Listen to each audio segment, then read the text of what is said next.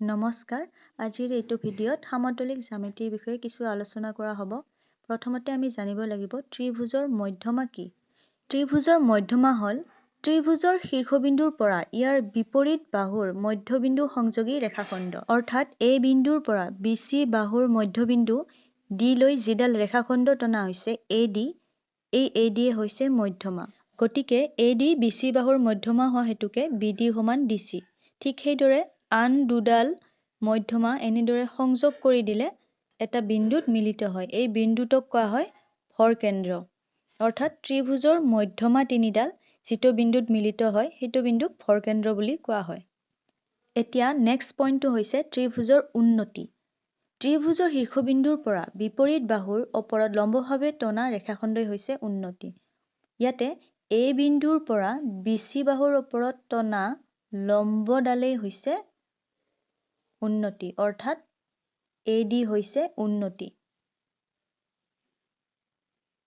ইয়াতে ঠিক সেইদৰে আমি তিনিডাল উন্নতি পাম আৰু এই উন্নতি তিনিডাল মিলিত হোৱা বিন্দুটোক পাদিক কেন্দ্ৰ বুলি কোৱা হয়।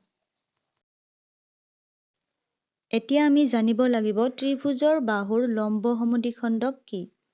যদি ABC এটা ত্ৰিভুজ হয় আৰু শীৰ্ষবিন্দু A ৰ পৰা BC বাহুৰ ওপৰত লম্বভাৱে অৰ্থাৎ 90 ডিগ্ৰীত BC বাহুক সমানে দুই ভাগ কৰিলে AD ক BC ৰ লম্ব সমদ্বিখণ্ডক বোলা হয়।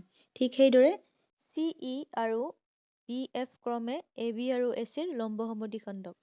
গতিকে আমি কি পালো? লম্ব সমদ্বিখণ্ডক হ'লে AD লম্ব BC হ'ব আৰু BD সমান DC।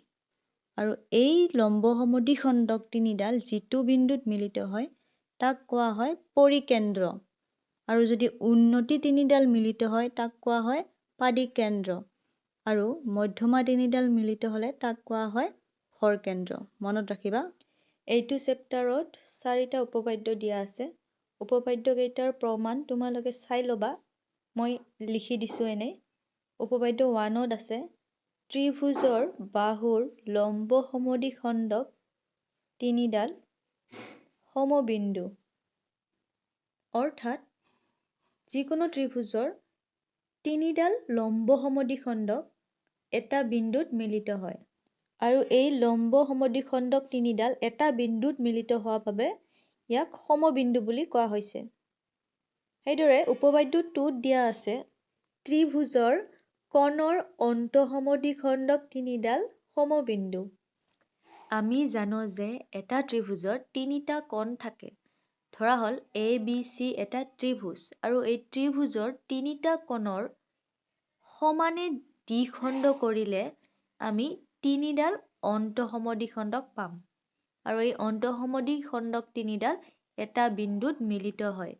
সেইবাবে কোৱা হৈছে ত্ৰিভুজৰ কোণৰ অন্তঃসমদ্বিখণ্ডক তিনিডাল সমবিন্দু। উপপাদ্য 3ত দিয়া আছে ত্ৰিভুজৰ শীৰ্ষবিন্দুৰ পৰা বিপৰীত বাহুৰ ওপৰত টনা লম্ব তিনিডাল সমবিন্দু। অৰ্থাৎ ইহঁতৰ উন্নতি তিনিডালো সমবিন্দু হ'ব। ঠিক সেইদৰে উপপাদ্য 4ত দিয়া আছে ত্ৰিভুজৰ মধ্যমা তিনিডাল সমবিন্দু। অৰ্থাৎ মধ্যমা তিনিডালো এটা বিন্দুতেই মিলিত হয়। গতিকে এই 4টা উপপাদ্য তোমালোকে চাই ল'বা। এতিয়া আমি এক্সাৰচাইজ কৰিম অনুশীলনীৰ 7ৰ 1 নম্বৰ। ইয়াতে কৈছে প্ৰমাণ কৰা যে সমদ্বিবাহু ত্ৰিভুজৰ শীৰ্ষকোণৰ সমদ্বিখণ্ডক শীৰ্ষবিন্দুৰ উন্নতি আৰু শীৰ্ষবিন্দুৰ পৰা ভূমিলৈ টনা মধ্যমা সমাপতিত হয়। সমাপতিত মানে সিহঁত একেই হয়। প্ৰথমে আমি এটা সমদ্বিবাহু ত্ৰিভুজ ধৰি লৈছো য'ত AB আৰু AC সমান। আমি প্ৰমাণ কৰিব লাগিব A কোণটো সমানে দ্বিখণ্ডক আৰু AD বাহু BC ৰ ওপৰত লম্ব। এই দুটা আমি প্ৰমাণ কৰিম। আৰু আমি ধৰি ল'ম AD BC ৰ ওপৰত মধ্যমা। মধ্যমাটো ধৰি ল'ম আৰু লম্ব সমদ্বিখণ্ডক আৰু কোণৰ সমদ্বিখণ্ডকটো প্ৰমাণ কৰি দেখুৱাম। প্ৰথমে আমি লিখিম ধৰা হ'ল ABC এটা ত্ৰিভুজ সমদ্বিবাহু ত্ৰিভুজ য'ত AB আৰু AC সমান। প্ৰমাণ কৰিব লাগে যে ত্ৰিভুজ ABC ৰ শীৰ্ষবিন্দুৰ সমদ্বিখণ্ডক উন্নতি আৰু শীৰ্ষবিন্দুৰ পৰা ভূমিলৈ টনা মধ্যমা তিনিডাল সমাপতিত হয়। অৰ্থাৎ একেই হয়। গতিকে শীৰ্ষবিন্দুৰ সমদ্বিখণ্ডক দেখুৱাবলৈ হ'লে আমি এংগেল BAD সমান এংগেল CAD দেখুৱাব লাগিব। ঠিক সেইদৰে উন্নতিৰ কাৰণে আমি এংগেল ADC আৰু এংগেল ADB 90 ডিগ্ৰী দেখুৱাব লাগিব। এতিয়া আমি প্ৰমাণ কৰিম ইয়াতে ত্ৰিভুজ ABCৰ AD হৈছে BCৰ ওপৰত মধ্যমা। গতিকে আমি এইটো লিখি ল'ম প্ৰথমে। ত্ৰিভুজ ABCৰ AD মধ্যমা। এইখিনি ধৰা হ'ল বুলি লিখিম। আৰু যিহেতু AD BCৰ মধ্যমা, গতিকে ইয়াতে BD সমান DC হ'ব। এতিয়া এই AD মধ্যমাই ABC ত্ৰিভুজক দুটা ত্ৰিভুজত ভাগ কৰিছে। সেই ত্ৰিভুজ দুটাৰ নাম হৈছে ABD ত্ৰিভুজ আৰু ADC ত্ৰিভুজ। এতিয়া আমি এই দুটা ত্ৰিভুজৰ পৰা কি পাম? AB সমান AC। এইটো দিয়াই আছে সমদ্বিবাহু ত্ৰিভুজ যিহেতু। আৰু BD সমান CD, যিটো আমি এইমাত্ৰ পালো যিহেতু AD BCৰ মধ্যমা। আৰু এটা আছে AD। AD বাহু সাধাৰণ বাহু হয়, দুয়োটা ত্ৰিভুজতে আছে। গতিকে আমি বাহু চৰ্ত মতে ত্ৰিভুজ দুটা সৰ্বসম বুলি লিখিব পাৰো। আমি জানো যে সৰ্বসম ত্ৰিভুজৰ অনুৰূপ বাহু আৰু অনুৰূপ কোণবোৰ সমান। গতিকে আমি লিখিব পাৰিম এতিয়া এংগেল BAD সমান এংগেল CAD। সৰ্বসম ত্ৰিভুজৰ অনুৰূপ কোণ। আমি ইতিমধ্যে এটা প্ৰমাণ কৰি দেখালো। যিহেতু এংগেল BAD সমান এংগেল CAD, গতিকে AD বাহু এংগেল Aৰ সমদ্বিখণ্ডক। আকৌ যিহেতু ত্ৰিভুজ দুটা সৰ্বসম পালো, গতিকে ইহঁতৰ অনুৰূপ কোণবিলাকো সমান হ'ব। অৰ্থাৎ আমি এংগেল ADB সমান এংগেল ADC ল'ম। আৰু ব্ৰেকেটত লিখিম CPCT, অৰ্থাৎ Corresponding Parts of Congruent Triangles। চিত্ৰৰ পৰা angle ADB plus angle ADC equal 180 degree. যিহেতু দুয়োটা এংগেলে সমান, গতিকে আমি এংগেল ADCৰ জেগাত এংগেল ADB বহাই দিলে এংগেল 2ADB পাম ইকুৱেল 180 ডিগ্ৰী। ইয়াৰ পৰা এংগেল ADBৰ মান আমি কিমান পালো? 90 ডিগ্ৰী। যিহেতু ADB আৰু এংগেল ADC সমান, গতিকে দুয়োটা কোণেই 90 ডিগ্ৰী হ'ব। গতিকে আমি লিখিব পাৰিম AD হৈছে শীৰ্ষবিন্দু Aৰ পৰা BC বাহুলৈ টনা উন্নতি বা লম্ব। ইতিমধ্যে আমাৰ দুয়োটা প্ৰমাণ হৈ গ'ল।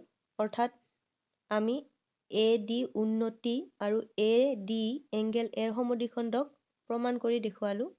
গতিকে আমি লিখিব পাৰিম সমদ্বিবাহু ত্ৰিভুজৰ শীৰ্ষবিন্দুৰ সমদ্বিখণ্ডক শীৰ্ষবিন্দুৰ পৰা ভূমিলৈ টনা উন্নতি আৰু ত্ৰিভুজটোৰ মধ্যমা সমাপতিত হয়, অৰ্থাৎ একেই হয়। এইখিনি আছিল 1 নম্বৰ প্ৰশ্নৰ প্ৰমাণ। এতিয়া মই 3 নম্বৰটো কৰি দিছো। 3 নম্বৰ প্ৰশ্নত ত্ৰিভুজ XYZৰ এংগেল Y আৰু এংগেল Zৰ সমদ্বিখণ্ডক দুডাল O বিন্দুত মিলিত হৈছে।